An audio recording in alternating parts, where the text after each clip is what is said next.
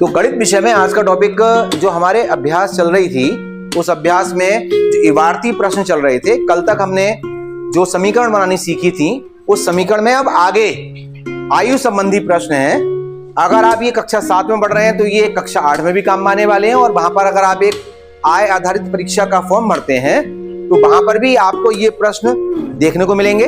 वहां पर आपको ये सॉल्व करने हैं और आपकी परीक्षा में ये प्रश्न आते हैं। जब मैं आपको स्टडी कराऊंगा उसकी, तो ये तब भी कराऊंगा कक्षा 8 को प्रश्न, इसलिए जरा गौर से देखिएगा।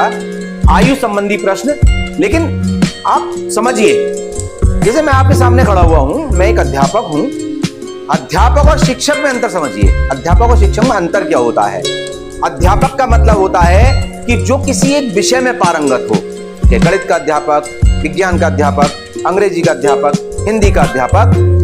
बट शिक्षक वह होता है जो किसी विषय में पारंगत तो होता ही होता है, साथ ही साथ आपको सद्भावना सिखाता है, आपको प्रेम सिखाता है, आपको ऊंच नीच सिखाता है, आपको समाज में चलना सिखाता है, आपको यह सिखाता है कि आप दूसरों का सम्मान कैसे करें, आपको ये सिखाता है कि आप किस तरीके से दूसरे के साथ व्यवहार करें जिससे उसका दिल ना दुखे।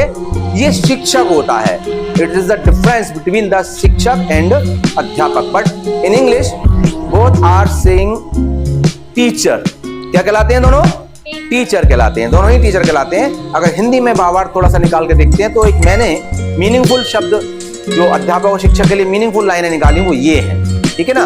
अब अभी मैंने आपको प्लेयर ग्राउंड में भी बताया था एक बात को, कि अगर एक इंजीनियर इंफ्रास्ट्रक्चर गलत कर देता है, यानी पुल बनाया, बिल्डिंग बनाई, तो उसके गिरने से कुछ पर्टिकुलर चीज का नुकसान होता है। एक डॉक्टर गलत बन जाता है तो उससे कुछ पर्टिकुलर क्षेत्र का नुकसान होता है, कि मरीज बीमार ज्यादा पड़ गए, मरीज का ढंग से नहीं इलाज हो पाएगा, डॉक्टर अच्छा नहीं है तो।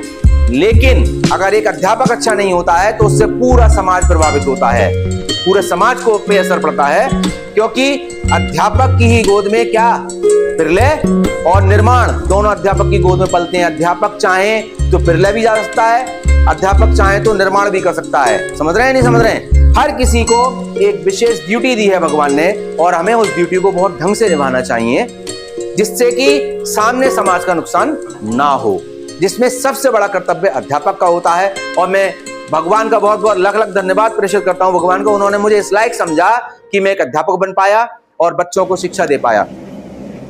आज तक मेरे जीवन के 25 ईयर्स 25 साल पूरे हो चुके हैं शिक्षा देते हुए, और बेसिक में 11 साल पूरे हो चुके हैं। लेकिन मैंने हमेशा यही प्रयास किया कि मेरे अंदर जो ज्ञान है वो